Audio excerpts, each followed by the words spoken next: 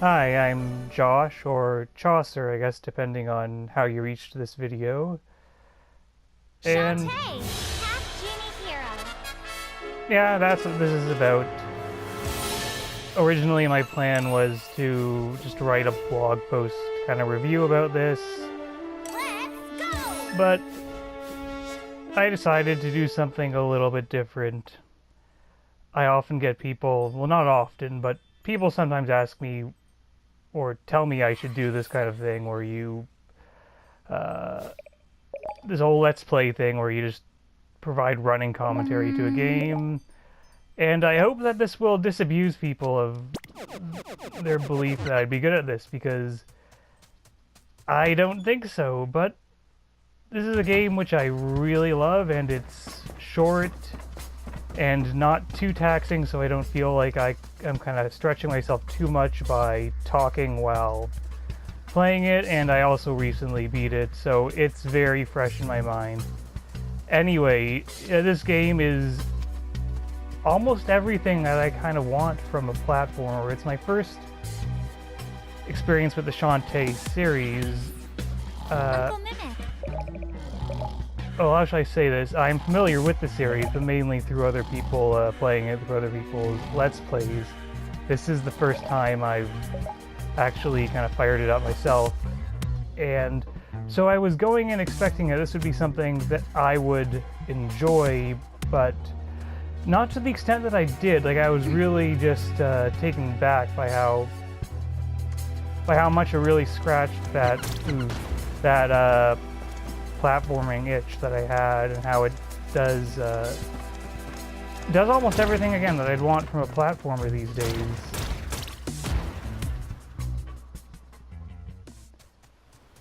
Huh? Yeah, and here's where another thing about why I don't think I'm good at this is that I'm not good at handling the whole just talking into a microphone thing while and not having there be any dead space. I do, because I was kind of a drama kid in high school. I do have some experience doing talking before an audience, but that's a very different thing from just talking into a microphone, and I don't think people always realize that.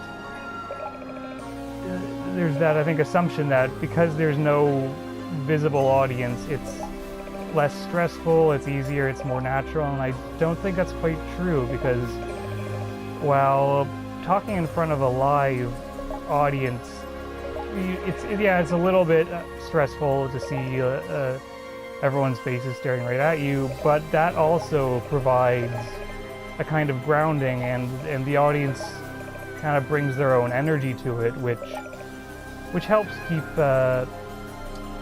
which gives you a good sense of where things are going, and how the performance is going, and how you can play upon how the audience is taking it. And if it's just you alone talking to a hypothetical audience, it's actually a lot more unnerving, and because you don't really know how they're reacting to what you're doing. And I know that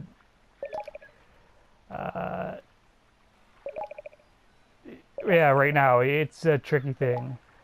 Anyway, I haven't been paying too much attention to the plot of this game. It doesn't really matter, but it is a very well done plot, in the sense that it's that perfect kind of Saturday morning cartoonish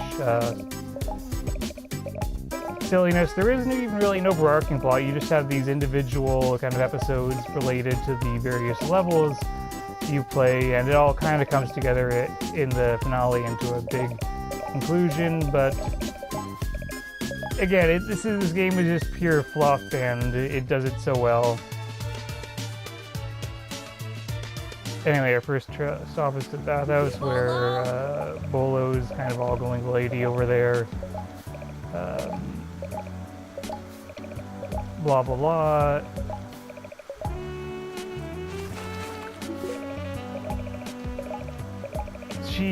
She generally offers you hints for what to do next, which I never really found too helpful, because they were often about things I already figured out. And anyway,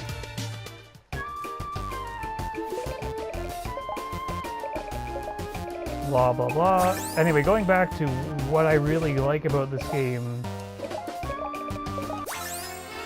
and it's interesting because it manages to take something that I don't particularly like and do it very well and in a very engaging way. And I don't like those kind of collectathon-y platformers, which this game kind of is. You have to backtrack a lot to find the items you need to progress further on in the game, and normally I don't really care much for that because I kind of like it feels like it interrupts the flow of the game, and I really like my platformers to be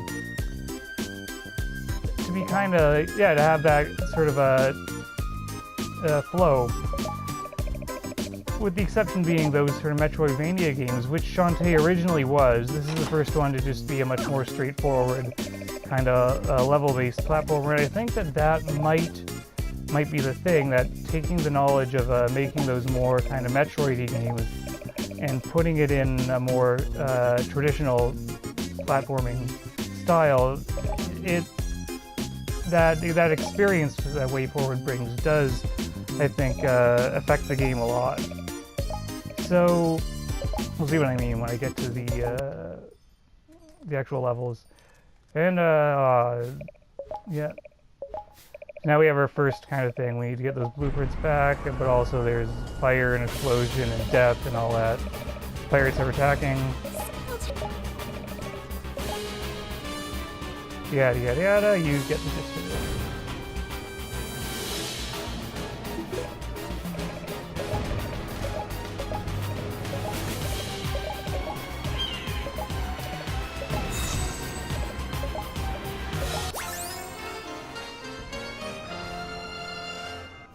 Anyway, this giant bird is going to be how we get to the individual levels.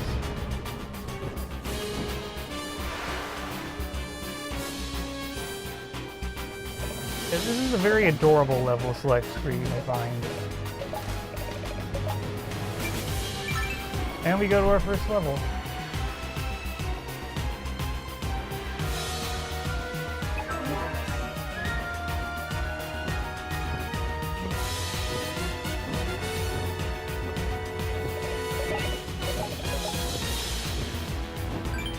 Some tutorial stuff that... yeah. I accidentally skipped it, but whatever. Anyway,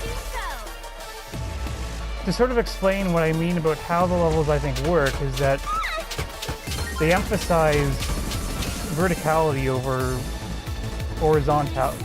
Horizontality is not a word, but anyway, let me explain what I mean by that, because the levels themselves are very short and snappy. They don't take too long to progress, but there's a lot of stuff you can do in them, and stuff which changes depending on what upgrades you have. So revisiting a level to find something that you couldn't access earlier isn't quite the kind of tedious momentum breaking thing that it might be in a game that has less discipline in that regard. Like, I'm gonna say something that may be slightly controversial, but a good example of that is Yoshi's Story, Yoshi's Island, where the levels are just so long and sprawling that when I play that game, I never want to try to actually collect all those little, like, happy smiley doohickeys and whatnot to unlock the extra levels. And I also listen to this music. Isn't this so just kind of peppy and engaging and fun? It's like, the aesthetic of this game and of the series in general is great. They really nail that kind of cutesy look without kind of overdoing it. And they really nail the cartoony, surrealistic writing and humor without overdoing it. It's just this perfect balance of things. And we're going, and pirates and stuff. It's great. Anyway, it's also, it's a very responsive, controls are very responsive. It's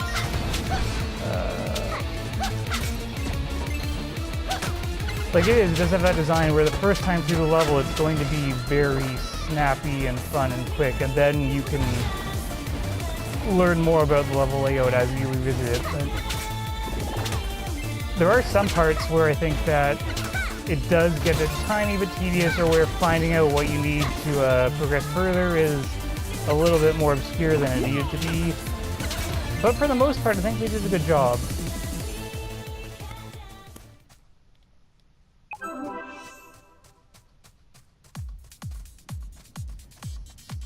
And most levels do have this kind of thing where there's a break in the middle, splitting it into two different parts with this slightly different soundtrack and slightly different visuals.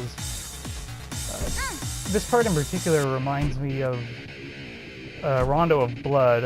I mean, there's not...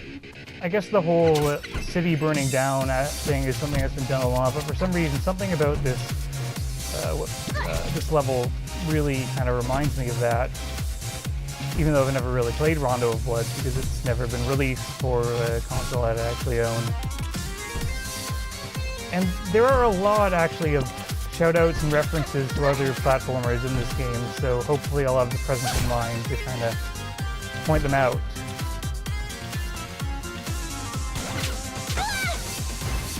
And here's the question, can I finish this level in time, or am I going to have to split this recording?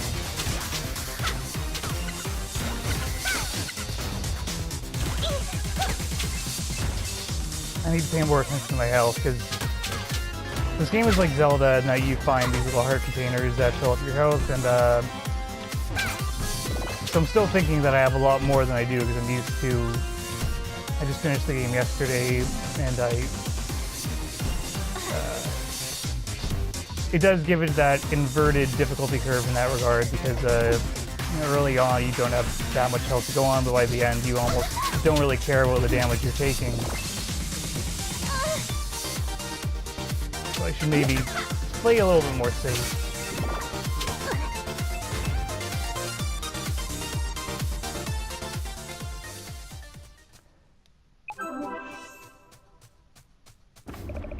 I'm just going to skip the cutscene just to help keep things in time.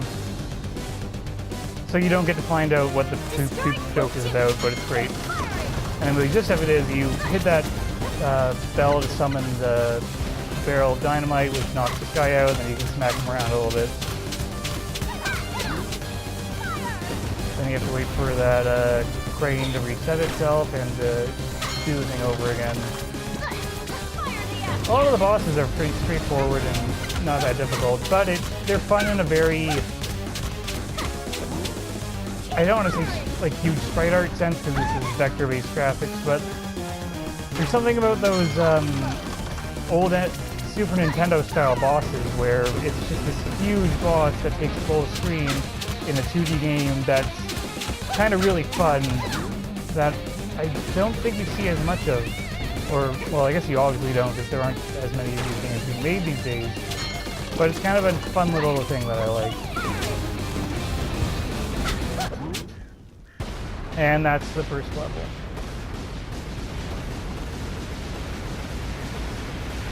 Everything, every boss explodes in this game as a video game boss should. It's great.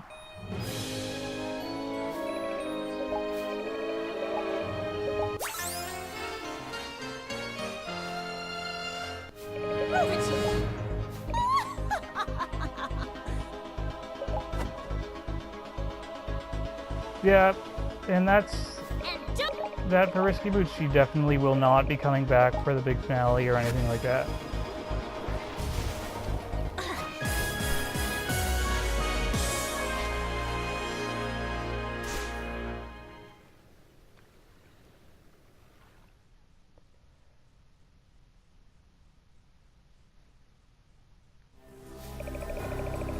Oh yeah, and at the end of every level you get a new transformation, which is and it's always an adorable transformation into some cute animal or whatever. Monkey form can jump really high and climb on walls and stuff, so it's good times.